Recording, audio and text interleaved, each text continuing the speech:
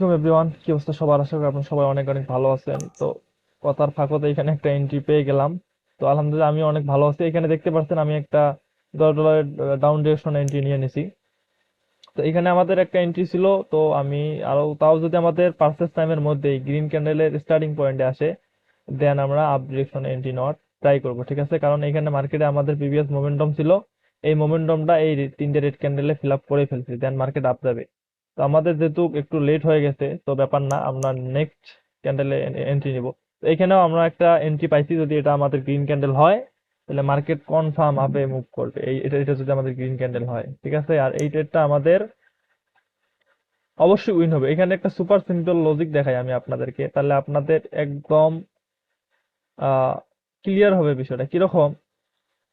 দেখেন, এইখানে আমাদের হচ্ছে একটা প্যাটার্নের পরে রিট্রেসমেন্ট ক্যান্ডেল মার্কেট নিচে নিয়ে আসলো, আবার আমাদের প্যাটার্ন রিট্রেসমেন্ট ক্যান্ডেল মার্কেট ডাউনে নিয়ে আসলো। তো এখন আমাদের এইখানে প্রিভিয়াস লেভেল পর্যন্ত একটা গ্যাপ রয়ে গেল। দ্যাটস ওয়াই এই রেড ক্যান্ডেলটা আমাদের এই গ্যাপটাকে ফিল আপ করেই ফেলবে, ঠিক আছে? তো এগুলো হচ্ছে ক্যান্ডেলস্টিক ম্যাথের বিষয়।